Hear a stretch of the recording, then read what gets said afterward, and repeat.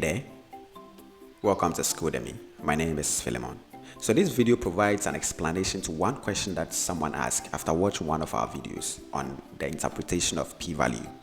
And the person wanted to understand, this is the question: why don't we say we accept the null hypothesis, but say we fail to reject the null hypothesis?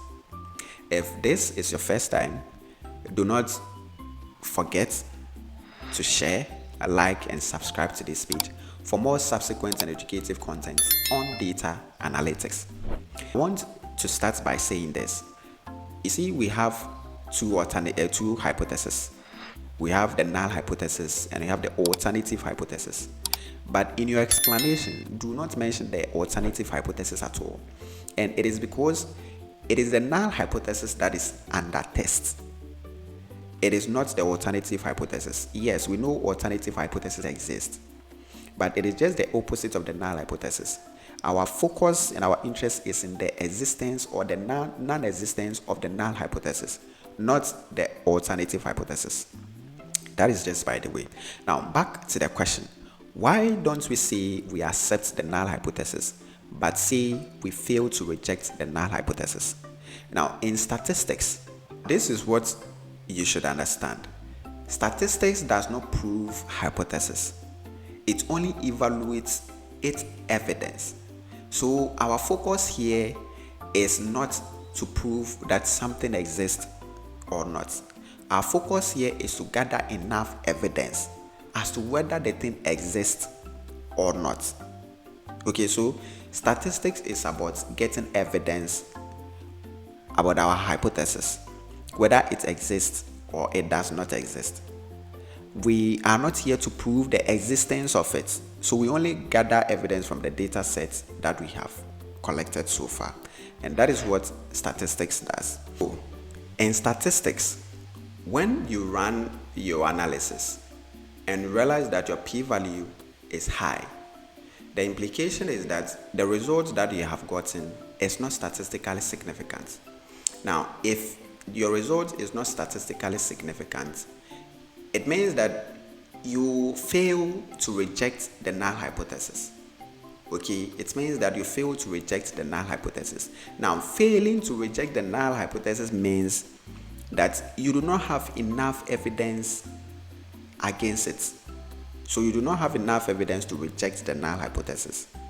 Okay, but it does not mean that the null hypothesis is true. Now, I want to take this again. So let's say you run your analysis and our threshold is 0.05. Okay, we are looking at 5% as our threshold. So you run your analysis and you get 7%. Is that the result that you are getting is not statistically significant. Now, what it means is that you do not have enough evidence against the null hypothesis. So if you do not have enough evidence against the null hypothesis, you fail to reject it. But it does not mean that it is true. So if you do not have enough evidence against it, you fail to reject it. But that does not mean that it is true. It only means that you do not have enough evidence against it. So where you have enough evidence against the null hypothesis, you reject it. Where you do not have enough evidence against the null hypothesis, you fail to reject it. I want you to think of this classical example. Let's look at this classical example. I want you to think of a courtroom, and there's an alleged person in front of a judge. Now, the null hypothesis is that the alleged person is innocent. The null hypothesis is that the alleged person or the defendant is innocent. Now, you either provide enough evidence. Okay, you either provide enough evidence against the null hypothesis where you reject the null hypothesis. So when you find enough evidence against the null hypothesis, it means that the defendant is guilty, because you provide enough evidence to say that you reject the null hypothesis. Now, when you reject the null hypothesis, which is saying that the defendant is innocent, you are basically saying that the defendant is guilty. When you say the defendant is guilty, it means that you have enough evidence against the null hypothesis. But in a situation where you do not have enough evidence against the null hypothesis, you fail to reject it. So failing to reject the null hypothesis means that you just do not have enough evidence against it. Now, when you fail to reject it, it protects you from making a false claim of certainty when your evidence is weak or it is limited. So in the law courts, we either say that the defendant is guilty or the defendant is not guilty. Now, when you agree that the defendant is guilty, it means that you have gathered enough evidence against the null hypothesis, which is saying that the defendant is innocent.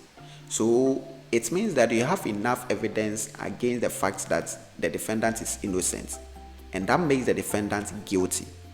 But where you do not have enough evidence against the null hypothesis, it means that you fail to reject it. Now, failing to reject it means that you do not have enough evidence against it. But it does not mean that it is true that the defendant is innocent.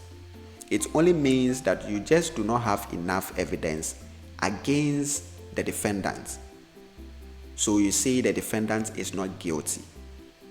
So this is why we interpret p-values by saying, and this is why we interpret p-values by saying that we fail to reject the null hypothesis rather than saying we accept the null hypothesis.